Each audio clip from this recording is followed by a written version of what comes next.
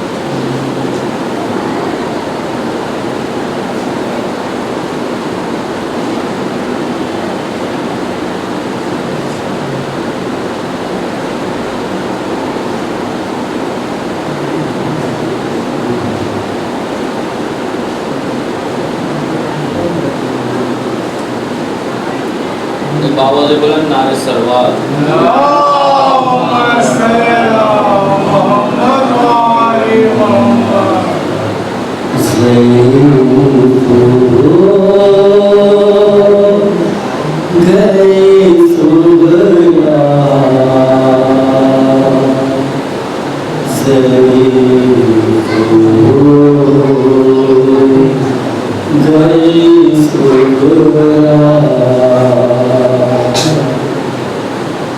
میری جدائی میں دیکھو تو اے میرے بابا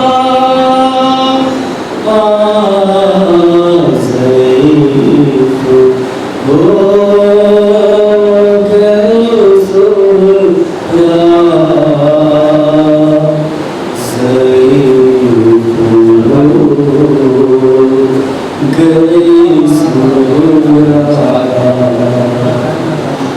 ہوا ہے غم سے زمین کو زہائے جلے کو سفید بال ہے جس کے یہی ہے میرے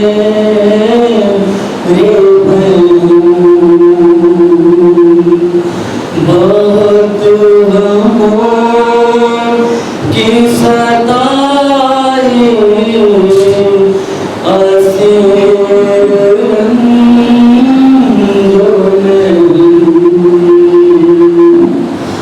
میری جدائی میں دیکھو تو اے میرے بابا ضعیف ہو گئے سہرا ضعیف ہو گئی سہرا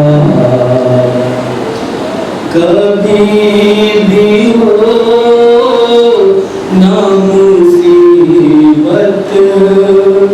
سے سامنا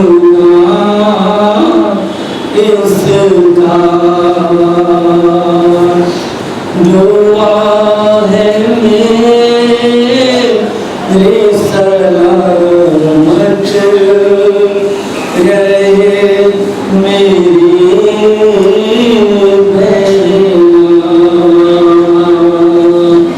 کلیجہ کٹتا ہے بابا یہ سوچ کر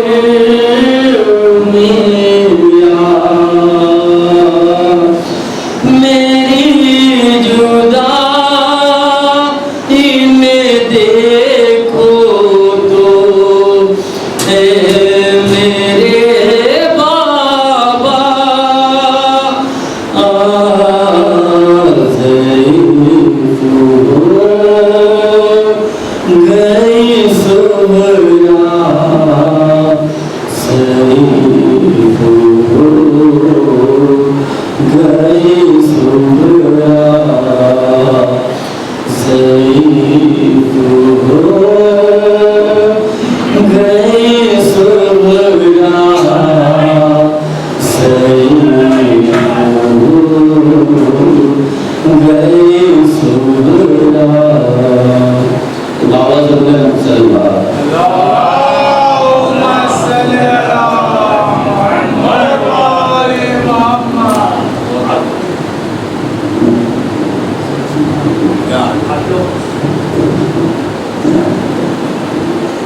یا امیر المؤمنین اگر آگے آ جائیں اچھا ہے سب لوگ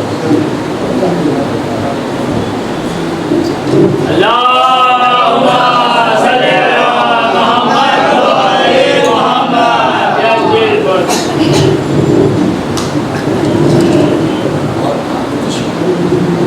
آ جائیے آگے آ جائیے نا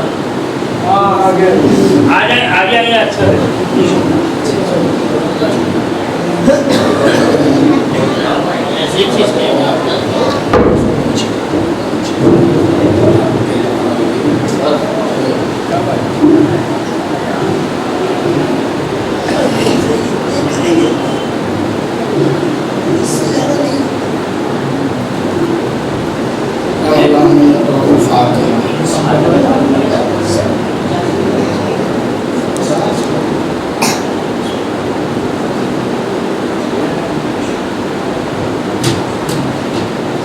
تمام مومنین کے بعد خوشی کرتے ہیں سے گزارش ہے کہ ارشادات میں تشریف آئیں کہ اس کا قضا کا آغاز ہو چکا ہے.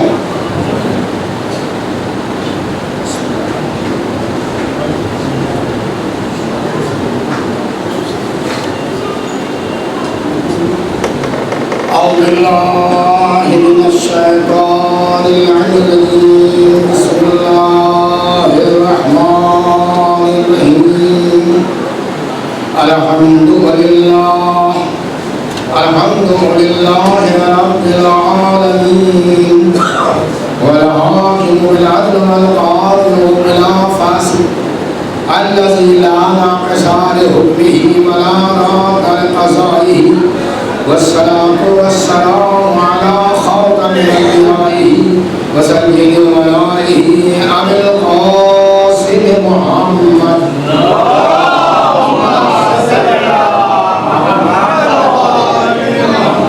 المبعوث في آخر الزمان على كافة الإنس والجان المنعوت بكل لسان الناصر لإحكام جميع الشرائع والعدلان الآمر بالمعروف والنهي عن المنكر والصلاة والسلام على أئمة الإسلام من ذريته خير البشر لا سيما إمام المنتظر صلوات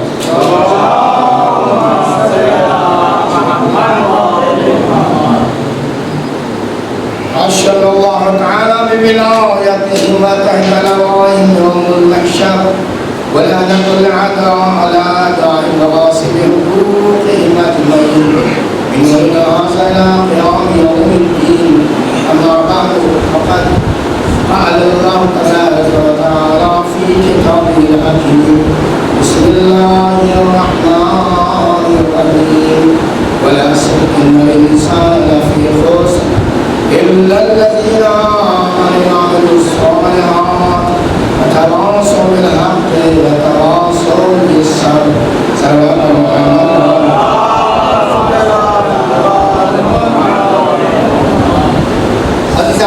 گرامی قدر ارشاد رب العزت ہو رہا ہے کہ اصل قسم انسان گھاٹے میں. بس وہی لوگ کامیاب و کامران ہیں کہ جو صاحب ایمان ہیں اور عمل صالح بجا لاتے ہیں اور آپس میں ایک دوسرے کو حق اور صبر کی تلقین کرتے ہیں. میں کل بھی آپ کے سامنے اس کی تفسیر اور ترجمہ پیش کر چکا ہوں. اپنی منزل کو آگے بڑھاتے ہوئے کل میں نے یہ بات یہاں پر روکی تھی کہ خداوند عالم نے قرآن مجید کی ابتدا خود اپنی تعریف اور توصیف سے کی اور اس کی وجہ یہ نہیں ہے کہ وہ کسی اور خدا کی تعریف کر رہا ہے. اس لیے کہ اگر خدا کے علاوہ بھی کوئی خدا ہوگا, اللہ کے اوپر بھی کوئی اللہ ہوگا, تو پھر دور اور تسلسل لازم آئے گا اور ہر ایک اللہ اپنے اللہ کی تعریف کرے گا اور یہاں تک کہ کسی نہ کسی جگہ پر جا کر کے اس تعریف کو ختم ہونا پڑے گا اور وہی سب سے بڑا اللہ ہو جائے گا. تو یہ تصور اور تسلسل اور تماتر بالکل غلط ہے. بلکہ اللہ نے انسان کو جو بے بنیاد ہے, بھلکڑ ہے, خطا و نسیان کا بلندہ ہے, اس کی رہنمائی کے لیے یہ طریقہ ایجاد فرمایا کہ تم میری تعریف اس طریقے سے کرو، بس جتنا بتا دیا ہے اگر تم نے اتنا بھی کہہ لیا اور سمجھ لیا تو تمہارے لیے اتنا ہی کافی ہو جائے گا۔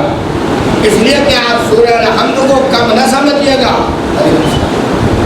کم نہ سمجھیے، اس لیے کہ نبی علیہ السلام نے خود ارشاد فرمایا ہے، سلام بھیجے محمد،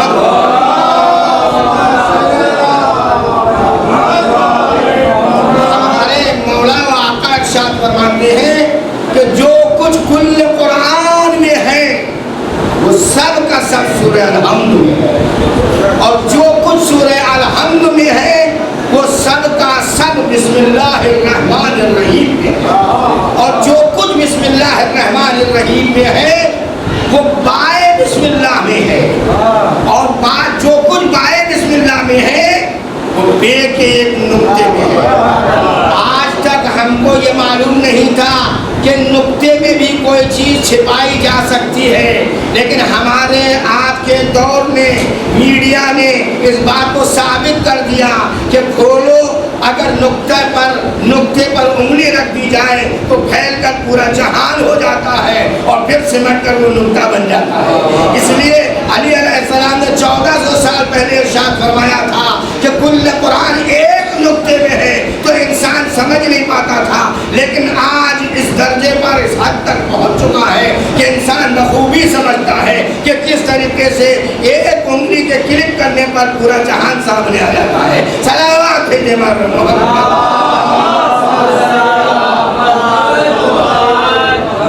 بہرحال کل کی بات یہاں پر آ کر رکی کہ اللہ نے ارشاد فرمایا کہ تم اس طریقے سے کہو، بسم اللہ الرحمن الرحیم، شروع کرتا ہوں اللہ کے نام سے جو نہایت مہربان اور نہایت رحم کرنے والا ہے، اور حمد اور تعریف صرف اسی کے لیے زیبا ہے جو تمام عالمین کا پالنے والا ہے، جو رحمان بھی ہے اور رحیم بھی ہے، مالک یوم الدین بھی ہے، یعنی اس نے اول سے آخر تک اپنی پوری تعریف کروا دی۔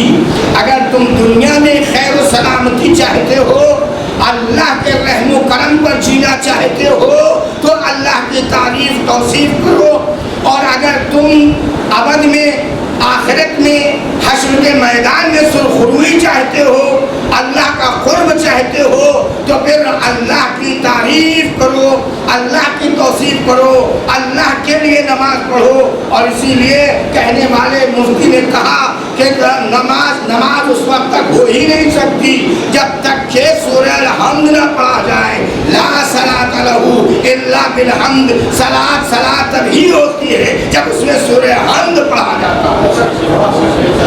سورہ حمد کو واجب قرار دیا گیا ہے، یعنی سورہ حمد کم از کم روزانہ انسان کو 10 مرتبہ دہرانا ہے۔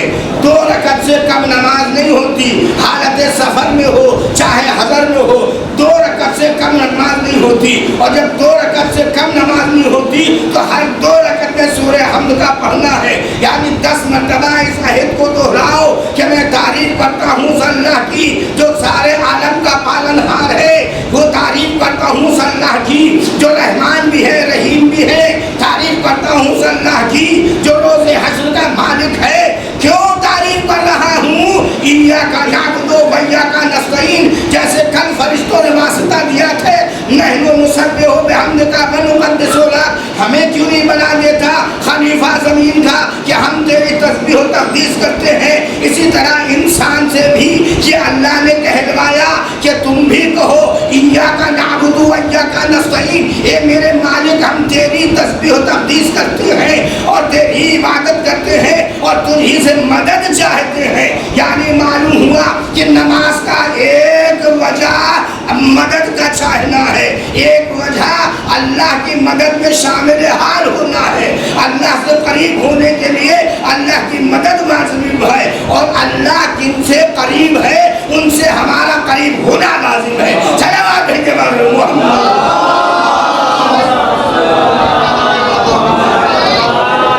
کل میں نے آپ کے سامنے عرض کیا تھا کہ اللہ نے اپنے لیے نماز کو واجب نہیں قرار دیا، اس کے فرشتے ہی کیا کم و تقدیس کرتے ہیں. ہزاروں ہزار فرشتے، لاکھوں فرشتے، 70 ہزار فرشتوں کا ایک ایک پڑا ہے، اور نہ جانے کتنی فوج ہے، نہ جانے کتنے پڑے ہیں. آسمان اول میں ہیں، آسمان دوم میں ہیں، آسمان سوم میں ہیں، آسمان چہارم میں ہیں، آسمان پنجم میں ہیں، آسمان ہفتم میں ہیں، عرش اعلیٰ پر ہیں. لیکن اللہ تعالیٰ ارشاد فرما رہا ہے کہ تم زمین پہ جا کے اے انسان اگر اپنی فلاح و بہبودی چاہتا ہے تو تو بھی کہہ کہ میں تیری عبادت کرتا ہوں اور تجھ سے مدد چاہتا ہوں. کیا مدد چاہتا ہوں؟ یہ مدد چاہتا ہوں کہ ہمیں اس راستے پر چلا جو تیرا راستہ ہے، اس راستے سے بچا جو ابلیس کا راستہ ہے. کیونکہ دنیا میں آ کے انسان کو بس ایک ہی خطر ہے. شیطان نے یہ کہا ہے خود اللہ میاں سے کہ میں نے زمین کے چپے چپے پر سجدہ کیا تیرا، مگر میں آدم کو سجدہ نہیں کروں گا. جب اللہ نے کہا انکا رجیم، نکل جا میرے آسمان سے، تو رجیم ہے، تو مخالفت کرنے والا ہے، تو دشمن خدا ہے.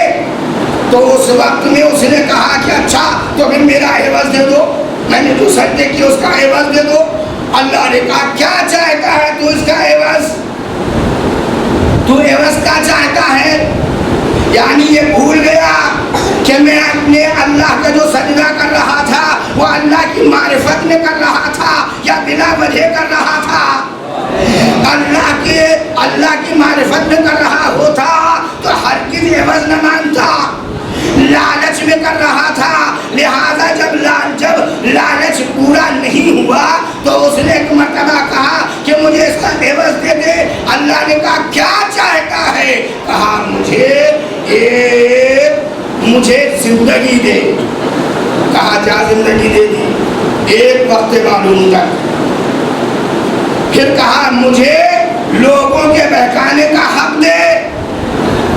اللہ نے کہا جا، یہ بھی دے دیا. بھائی کیا کروں؟ تجھے نماز کا صلہ تو دے نہیں ہے، اللہ اپنے وعدے سے مکرتا نہیں ہے. فَمَن يَعْمَلْ مِثْقَالَ ذَرَّةٍ خَيْرًا يَرَهُ وَمَن يَعْمَلْ مِثْقَالَ ذَرَّةٍ شَرًّا يَرَهُ. جو ذرہ برابر نیکی کرے گا اسے ضرور دیکھا گا، اس کی جزا ضرور پائے گا. جو ذرہ برابر شرارت کرے گا اس کی سزا بھی اللہ برابر دے گا. اس لیے کہ ہم اس اللہ کو اللہ مانتے ہی نہیں ہیں جو عادل نہ ہو. یہ تو آج کے مسلمان ہیں جو کہتے ہیں کہ اللہ ایسا ہے اور ویسا ہے. آپ صحیح بخاری اٹھا کے دیکھیے، جلد دوم، جلد ہفتم، جلد ہشتم، 8ویں جلد، دوسری جلد اور 7ویں جلد میں لکھا ہوا ہے کہ اللہ کیسا ہے. اللہ کیسا ہے؟ ان کے نزدیک کہتے ہیں کہ اللہ آسمان کے اوپر بیٹھا ہوا ہے اور وہاں سے اپنے بندوں کو جھانک جھانک کر دیکھتا ہے.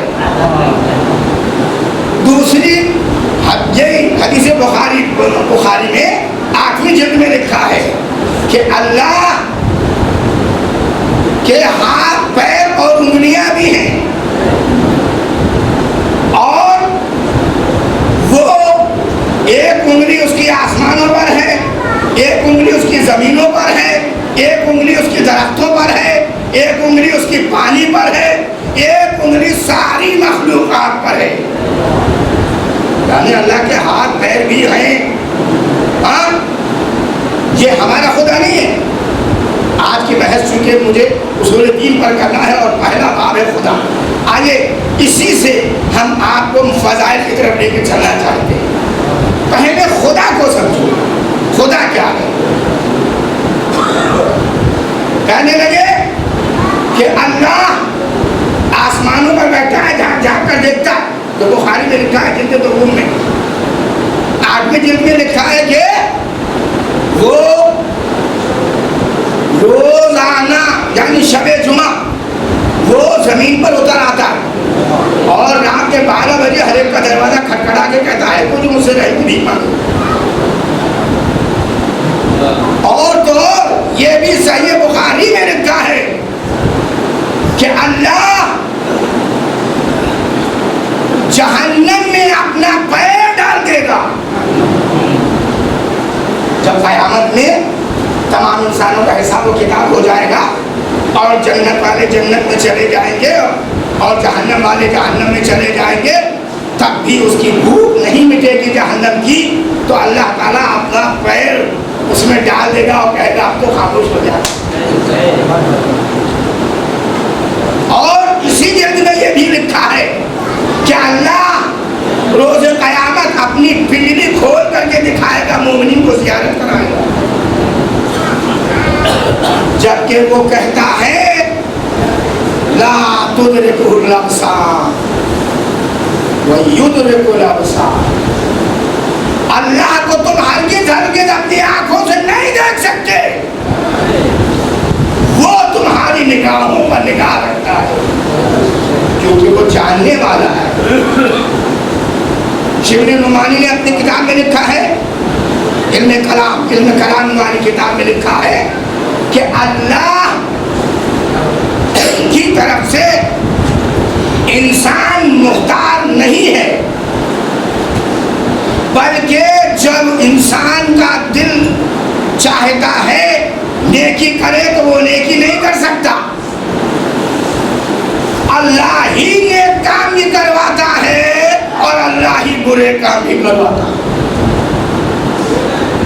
खुदा का शुक्र है कि हमारे अहले तशय्युअ में हमने सिर्फ तौहीद के कायल नहीं है, बल्कि उसके साथ साथ अल्लाह के अदल के भी कायल है। वो कैसा खुदा है कि जो खुद नेकियां करवाता है और खुद ही बुराई भी करता है। नेकियों में जजा देना सही है तो बुराई पर सजा देना कहाँ सही है? खुद ही चोरी करवाए और हमारी उंगलियां भी कटवाए, क्या ये अक्ल कहती है? कौन सी अक्ल है जो इस बात को मानेगी कि खुदा कर चोरी करवाता है और उसके बाद हुक्म देता है कि चोर की उंगलियां काट दी जाए?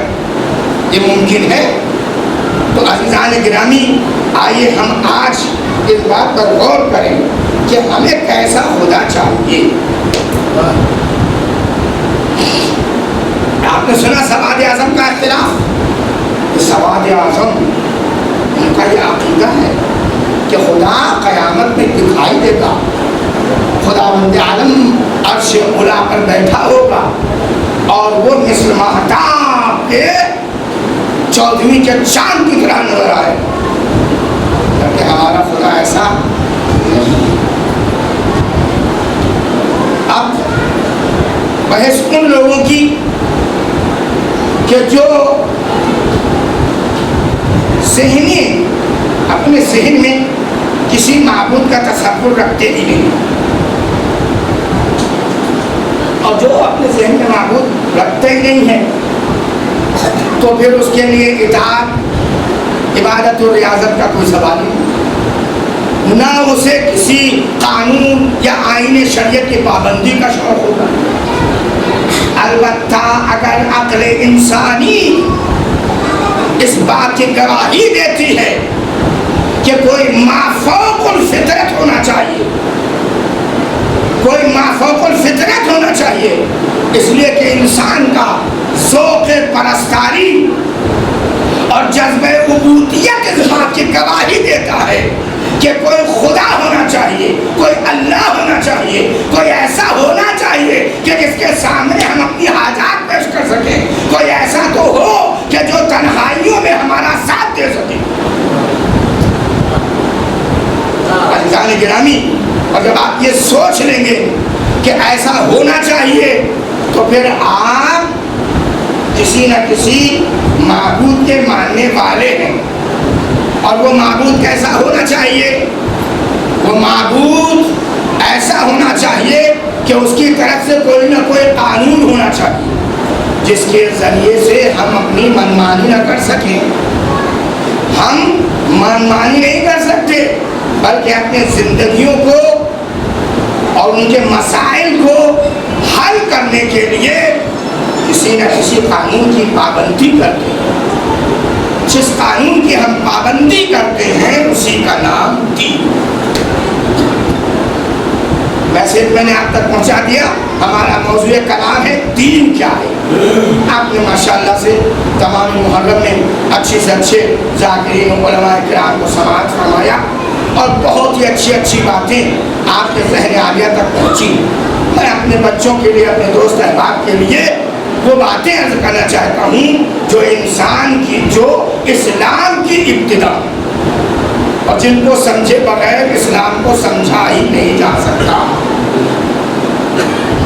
تو اب میں نے آپ کے سامنے عرض کیا کہ جو انسان اللہ کا پابند ہے, معبود پہ یقین رکھتا ہے, اس کے لیے لازم ہے کہ وہ اپنی زندگی کو آزاد نہ سمجھے, بلکہ اس کے لیے قانون نافذ. اس قانون کے مطابق اگر ہم زندگی گزار رہے ہیں تو یقیناً خوشحال ہے, کبھی تنگ حال نہیں ہو سکتا. اس لیے کہ ہمارا اللہ پر اعتقاد کیسا ہونا چاہیے, اس کی مثال میں آپ کے سامنے دے دوں. ایک عورت طوفان میں غرق ہو رہی تھی,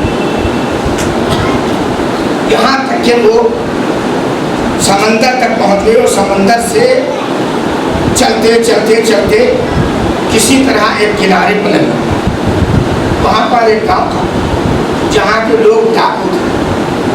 ڈاکو یعنی جو بھی مل جاتا تھا اس کو لوٹ لیتے تھے. یہ عورت بچی کیسے؟ اس کا گھر لکڑیوں کا تھا, اور جب طوفان میں وہ سب لکڑیاں ڈھہ گئیں تو یہ ایک لکڑی کے اوپر بیٹھ گئی, اور اس لکڑی پر بیٹھ کر کے کنارے تک پہنچ گئی. پہنچانے والا کون؟ خدا. خدا ہی تو پہنچائے نا. اس لیے کہ امام جعفر صادق علیہ السلام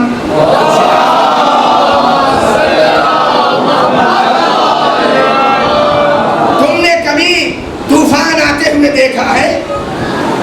سچ بتاؤ, اگر کسی طوفان میں تم گر جاؤ اور تمہارے آس پاس کوئی نہ ہو تو تمہارا یقین کیا کہتا ہے؟ تو سامنے والے نے فوراً کہا, آقا ہمارا دل کہتا ہے کہ ابھی بھی کوئی نہ کوئی ہستی ضرور ہے جو ہمیں بچا سکتی ہے. فرمایا وہی تو تیرا خدا ہے. ایسا بات ہے کہ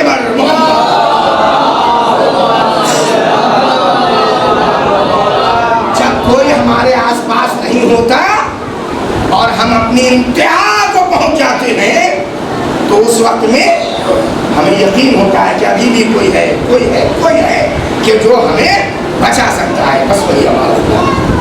جو عورت بھی کنارے پہنچ گئی اور کنارے پہنچ کے خشکی دیکھی تو یہ بڑی خوش بیچارے باہر نکلی.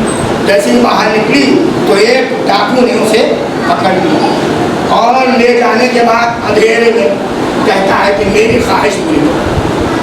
سنیے اللہ پر ایمان رکھنا کیسا ہونا چاہیے. میں آپ کے سامنے عرض کیا, ان الانسان لفی خسر, ہر انسان گھاٹے میں ہے. لیکن جو صاحب ایمان, کیسے صاحب ایمان ہوتا ہے, آئیے تجزیہ کیجیے. اس عورت نے کہا جب دیکھا بہت مجبور ہے, کوئی آس پاس اس کا بچانے والا نہیں ہے, تو اس نے ایک ہی بات کہی, اچھا بھائی تم مجھے اس جگہ لے چلو جہاں خدا نہ دیکھ رہا ہو, ایسی جگہ لے چلو جہاں خدا نہ دیکھ رہا ہو. اس نے کہا ایسی کون سی بات ہے, ٹھیک ہے میں یہ بھی کر دکھا تھا. وہ اپنے گھر لے گیا. اس کے گھر میں 8 کمرے تھے. اس کے گھر میں کتنے کمرے تھے؟ 8. وہ پورا ایک کمرے سے دوسرے کمرے میں, دوسرے کمرے سے تیسرے کمرے میں, تیسرے کمرے سے چوتھے کمرے میں, یہاں تک کہ سب سے پیچھے جو 8واں کمرہ تھا بالکل گھوپ اندھیرا, وہاں پہ لے جا کر کے کھڑا کر دیا اور کہتا کہ اب میری خواہش پوری کر. اس عورت نے کہا میں نے تو شرط یہ لگائی تھی کہ وہاں لے چل جہاں خدا نہ دیکھ رہا ہو, یہاں تو میرا خدا بھی موجود ہے, تیرا خدا بھی موجود ہے. اس ڈاکو پر اتنا اثر ہوا کہ اس نے کہا کہ تو نے آج مجھے خدا کو پہچانوا دیا ہے, تو اب میں تیرے ساتھ کوئی برائی نہیں کروں گا. چل شہر کی طرف چلتے ہیں اور مفتی سے چل کے اپنا نکاح پڑھوا لیتے ہیں. سلام بھیجے بار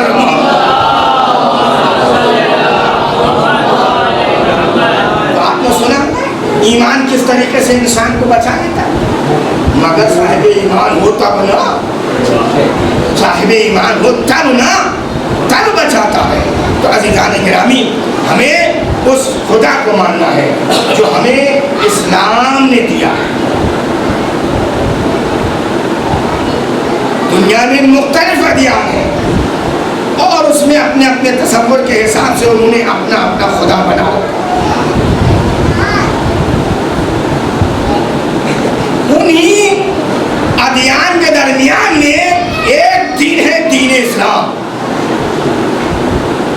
اور میں گارنٹی سے کہتا ہوں کہ فقط دین اسلامی ہی ہے جو آج تک ہمیں اطاعت، عبادت اور خدا شناسی کی طرف دعوت دیتا ہے. کوئی دوسرا دین نہیں دیتا.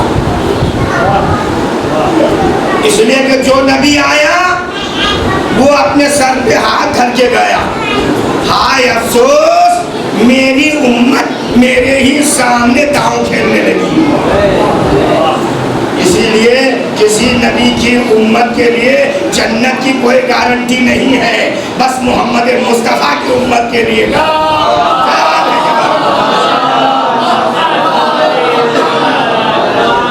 تو اب خصوصیات اسلام میں ہمارے مولا متقیان علی علیہ السلام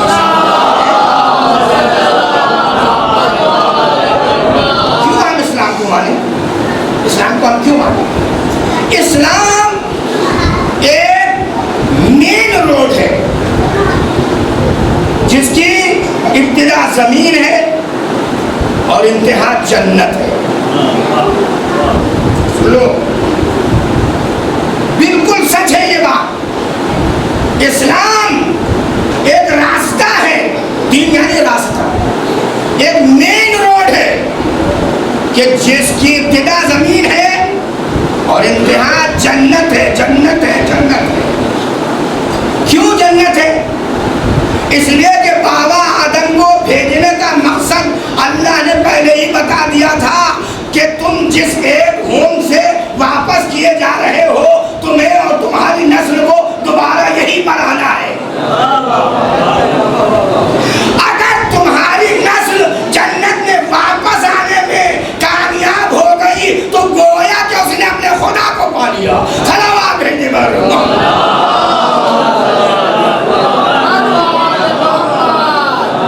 علیہ السلام ارشاد فرماتے ہیں کہ اسلام ہی وہ دین ہے کہ جسے اللہ نے اپنے پہچانوانے کے لیے پسند فرمایا. جیسا کہ قرآن میں ارشاد ہے ان الدین عند اللہ الاسلام، اللہ کے نزدیک پسندیدہ دین دین اسلام ہے. یہ دین وہ ہے کہ جس کی جڑیں اللہ نے حق کی سرزمین پر قائم کی. یہ دین وہ ہے کہ جس کے لیے اللہ نے اپنے بہترین خلائق کا احترام کیا اور بہترین خلائق کا انتظام کیا اور اس کو انبیاء اور رسولوں سے خطاب کیا اور انہوں نے آ کے ہمیں انسان بنایا. بہترین خلائق خدا کی کون؟ انبیاء، اوصیاء، یہ رسول، یہ بہترین خلائق ہیں جن کو اللہ نے اپنے دین کو پہچانوانے کے لیے، پہچانوانے کے لیے انتخاب فرمایا. اور اسلام وہ ہے کہ جس کے ذریعے سے اللہ نے ساری دنیا کی ملتوں کو پست کر دیا اور اسے سر بلند کیا. الاسلام یعلو ولا یعلی علیہ. اسلامی ہی سب سے بڑا ہے، سب سے بزرگ ہے، سب سے زیادہ بلند ہے. اس کے علاوہ کوئی اس پر بلندی نہیں آ سکتا. فیصلہ ہے قرآن کا، یہ لیٹسٹ فیصلہ ہے، لیٹسٹ قانون ہے، ناسخ قانون ہے. اس کے بعد ابھی کوئی دوسرا قانون نہ آیا ہے نہ آئے گا. اسی لیے میں نے آپ کے سامنے کل عرض کیا تھا کہ کلمے کی تکمیل رسول گرامی قدر نے فرمائی. ہر آنے والے نے ناقص کلمہ پڑھوایا، اپنی حد تک رہا اور چلا گیا.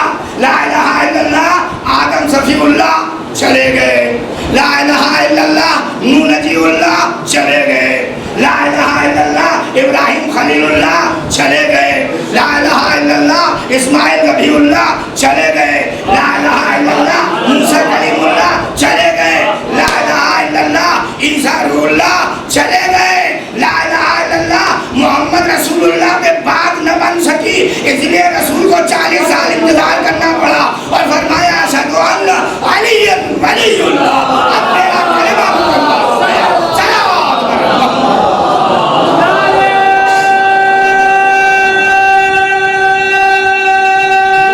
ہائے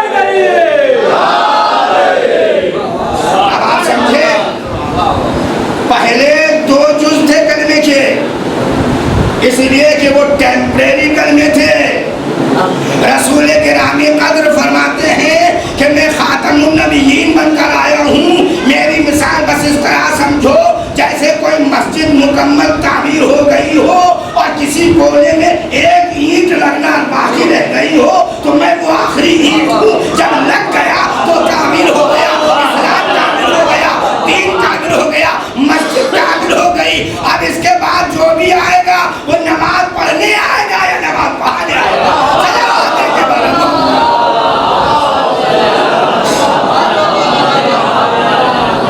اب جو بھی آئے گا وہ نماز پڑھنے کے لیے آئے گا۔ تو اب نماز پڑھنے کے لیے ضروری تھا کہ کوئی کسی امام کا تعین کیا جائے، کسی امام کا تعین کیا جائے، اور وہ امام ایسا تو ہو جو خدا کو اچھی طرح پہچانتا ہو، اسلام کو اچھی طرح جانتا ہو۔ اور یاد رکھو عزیزوں، میں نے ابھی آپ کے سامنے شاید میرے ذہن سے یہ بات نکل نہ جائے، یہیں پر اس بات کو مکمل کر دوں کہ اسلام ایک مین روڈ ہے جو زمین سے چلتا ہے آسمان میں جنت تک، جس کی راہ ہے اور کسی طرف اس کی راہ نہیں ہے۔ اور اس کے ماننے والوں کو، راہی کو، چلنے والے کو قرآن کی نظر میں شیعہ کہتے ہیں۔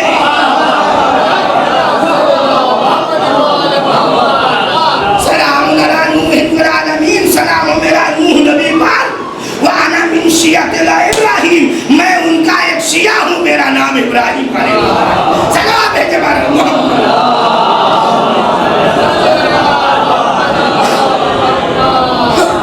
لغت اٹھا دے لغت میں بھی یہی لکھا ہے، لغت میں لکھا ہے شیعہ کے معنی پاک، شیعہ کے دوسرے معنی لکھے فالوور، پیچھے چلنے والا، شیعہ کے تیسرے معنی لکھے راہگیر، مگر کسی کی رہبری میں چلنے والا، بنا رہبری کے نہیں۔ ارے کسی کو تو اپنا رہبر مانو، اب رسول اللہ تو ہے نہیں تو کم سے کم رسول جن کے لیے فرما کے گئے ہیں اولنا محمد وآخرنا محمد وآخرنا محمد وکلنا محمد، تم نے جسے مانا ہے محمد کا کون سا رشتہ دار ہے؟ صلوات ہے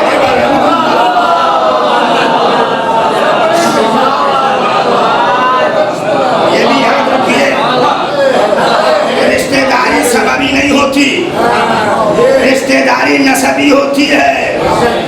سببی تو میاں جیسے کمر بندی رشتہ کہلاتے، جیسے نکاح، جب تک ہے اور جب تک آگے بھی تو ختم۔ بس میرے اشارے کو اگر آپ سمجھ گئے تو مطلب آواز بلند سلوا دیں۔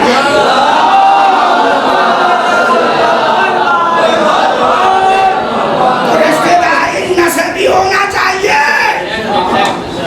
اور یاد رکھو اسی لیے میرے سامنے ایک بات آئی تھی، ایک داماد صاحب بڑے بڑھنے لگے، ارے مولانا صاحب یہ میری سوچ ہے، میں جو چاہوں کروں، جو چاہوں نہ کروں، میں ایسا کر دوں گا، ویسا کر دوں گا، میں اس کو طلاق دے دوں گا۔ ہوا کیا تھا کہ بیچارے سسر صاحب پہنچ گئے تھے ان کو اپنے گھر لانے کے لیے، بھائی میرے گھر میں شادی ہے، میری بیٹی کو ذرا بھیج دیجیے۔ بولے صاحب کب تک بھیجتے رہیں گے آپ کے گھر میں؟ تو انہوں نے پلٹ کے کہا بھائی صاحب میں نے اپنی بیٹی بیچی نہیں ہے آپ کے، میں نے نکاح کر کے دی ہے، اور نکاح ایک سبب ہوتا ہے، جب تک ہے وہ آپ کی بیٹی ہے، آپ کی بیوی ہے، لیکن میری بیٹی تو صبح قیامت سے تک ہے، صبح قیامت تک میرا رشتہ کوئی نہیں توڑ سکتا۔ صلوات ہے جبر محمد۔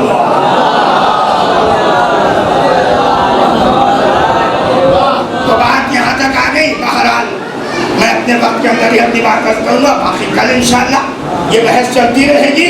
تو ہمیں کیسا خدا ماننا ہے؟ جس نے آدم کو اپنا خلیفہ بنا کے بھیجا ہوا،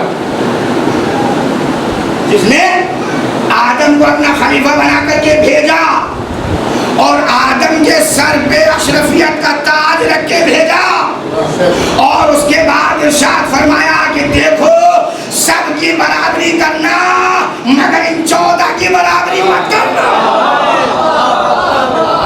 یہ شجرہ طیبہ ہے، یہ شجرہ طیبہ ہے، ان کا خون صدا کرتے رہنا تو تم فلاح پا جاؤ گے۔ سلام بھیجنے والے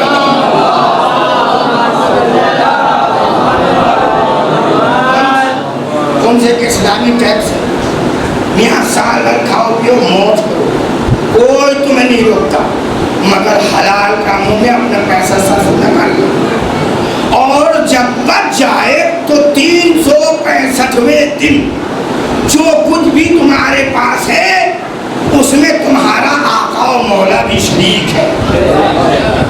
اب اس کا تم خیال کرنا، اگر سال بھر میں بھی تم اپنے آقا و مولا کا ٹیکس ادا کرتے رہو گے،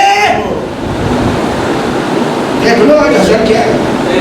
مجھے کہنے کی ضرورت نہیں ہے کہ آج کل ہم لوگ کس دور میں گزر رہے ہیں۔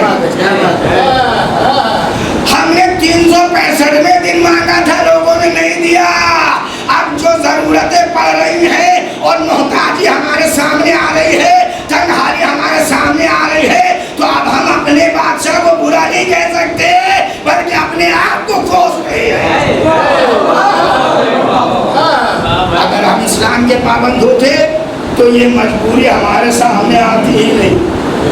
کتنا بہترین ہے وہ دین کہ جس نے ہمیں 4 گنا استفادہ دیا، اور صرف ایک یعنی 5واں حصہ 100 میں 20 روپے اپنے آقا کے لیے رکھے، 100 میں 20 روپے، 100 میں 80 روپے تمہارے، 4 گنا تم لے لو۔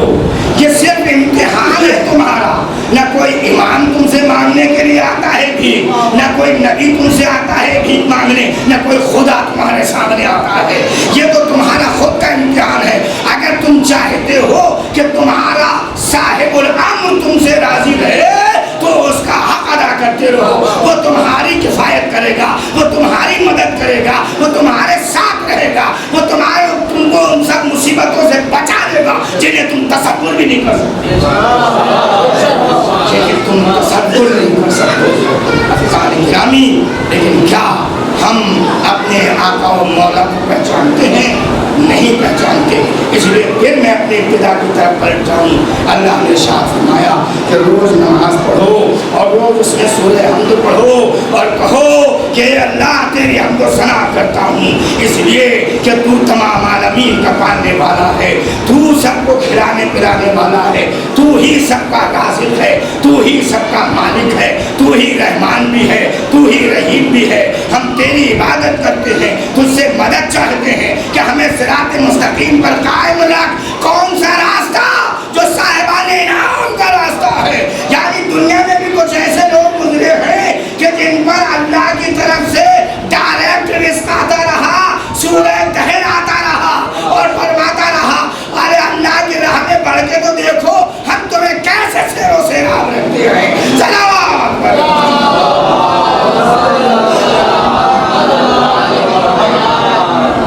ایسا امتحان تم ہر کیوں نہیں دے سکتے۔ بس میں اپنی بات ختم کرنا چاہتا ہوں۔ ایسا امتحان تمہیں خدا نہ کرے نہیں دینا ہوگا جیسا کہ 4 معصومین علیہ السلام نے۔ اللہ نے ارشاد فرما دیا تھا لا ینال عہد الظالمین، ابراہیم ہم نے تمہاری دعا کو قبول کر لیا ہے اور ہم نے یہ بات کا بھی عہد کر لیا ہے کہ لا ینال عہد الظالمین، ہم یہ عہدہ امامت تمہاری ذریت میں ضرور عطا کریں گے، لیکن وہ ظالمین میں سے نہیں ہوں گے بلکہ وہ مظلوم ہوں گے، وہ مظلوم ہوں گے۔ وہ اللہ کے لیے 3 دن فاقہ، وہ اللہ کے لیے اپنی نمازیں ادا کرتے۔ حسین کو کوئی ضرورت نہیں تھی کہ شب عاشور اعلان فرماتے جاؤ عمر سعد سے کہہ دو کہ یہ شب چھوڑ دے، ہم اس شب میں اپنے رب کی عبادت کرنا چاہتے ہیں۔ کیا اس سے پہلے حسین نے عبادتیں نہیں کی تھی؟ نہیں عزیزان گرامی، حسین ایک مرقع کھینچنا چاہتے تھے، انسانیت کا مرقع۔ کربلا ہر سوال کا جواب ہے، کربلا ہر درد کی دوا ہے، کربلا ہر ایک شے اس میں پروئی ہوئی ہے، اور خدا نہ کرے کہ اتنی مختصر کسی کی زندگی ہو جائے جس میں کربلا کا سایہ ہو۔ صرف 2 پہاڑ میں کام تمام ہو گیا لیکن رہتی دنیا تک نہ ہو۔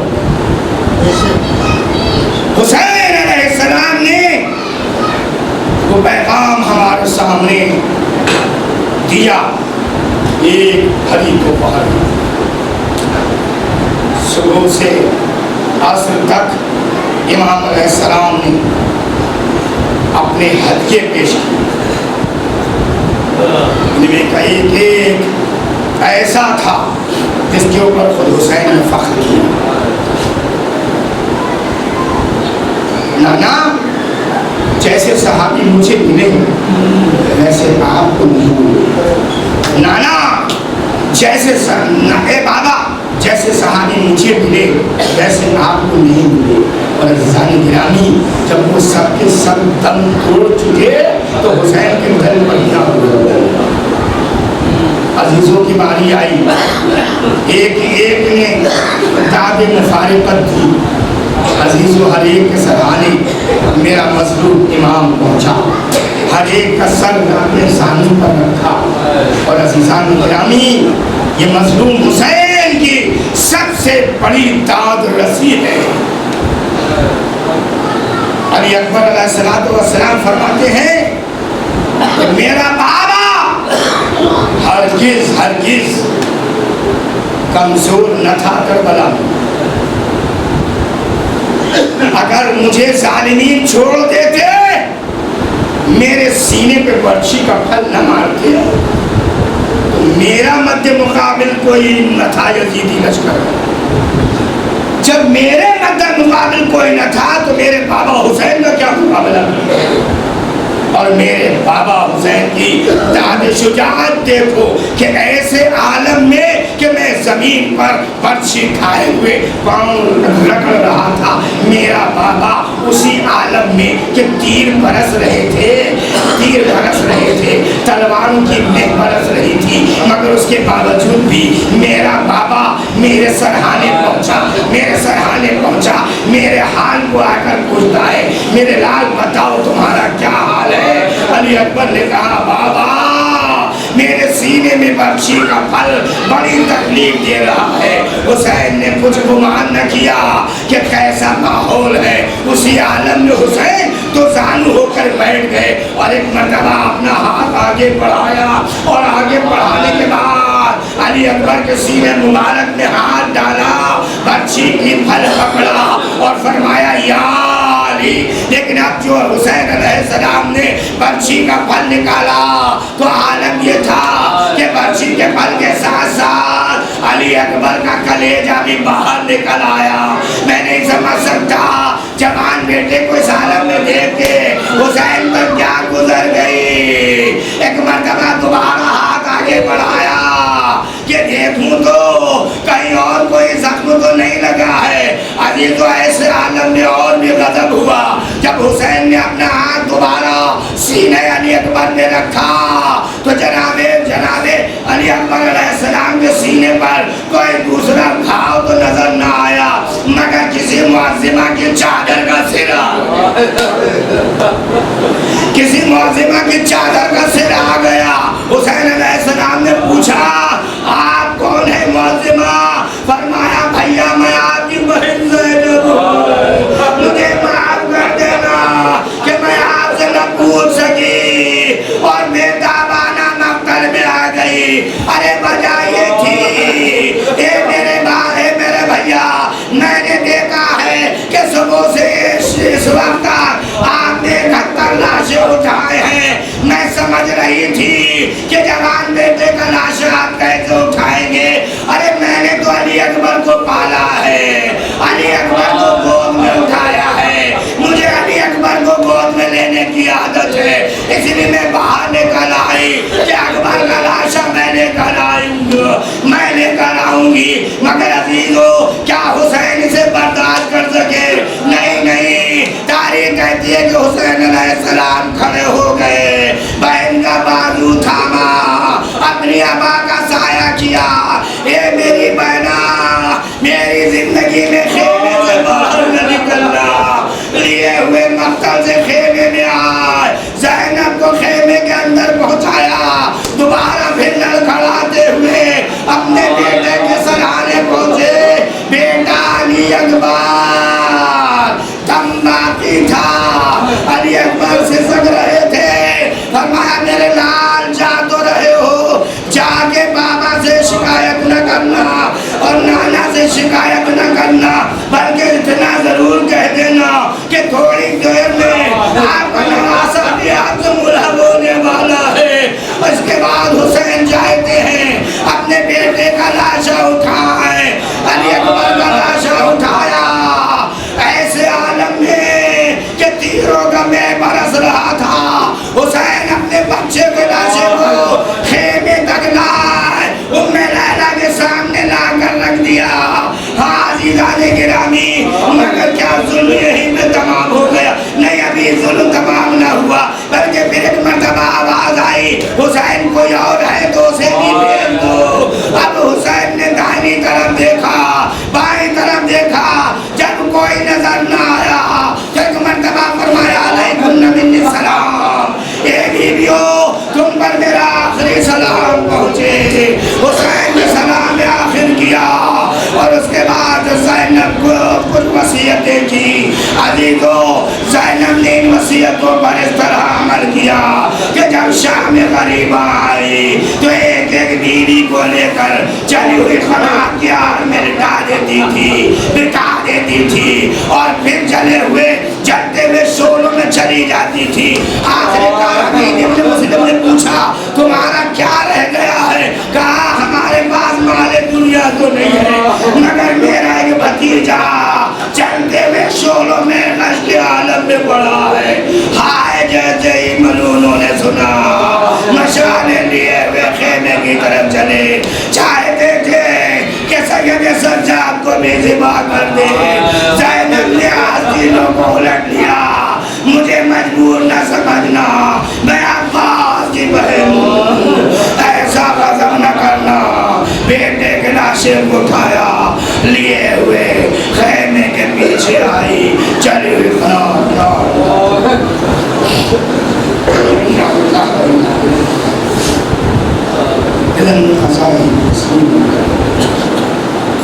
بندہ تو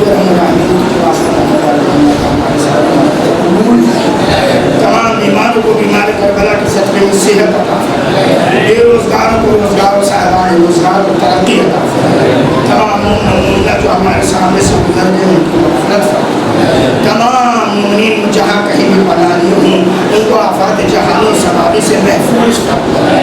خدا بندہ اس پرآشوب دور میں جب سارا زمانہ ہماری مخالفت کر رہا ہے، فوجوں کی جنگار ہے، ایسے عالم میں بھی ہمارے امام کو حق سے ملحق نہ فرمائے گا تو کب فرمائے گا؟ خدایا جلد سے جلد ہمارے امام کی ظہور میں ترجیح فرما، ہمیں ان کے ساتھ جنگ و جہاد کی توفیق عطا فرما، ان کے ساتھ جمع جماعت کی توفیق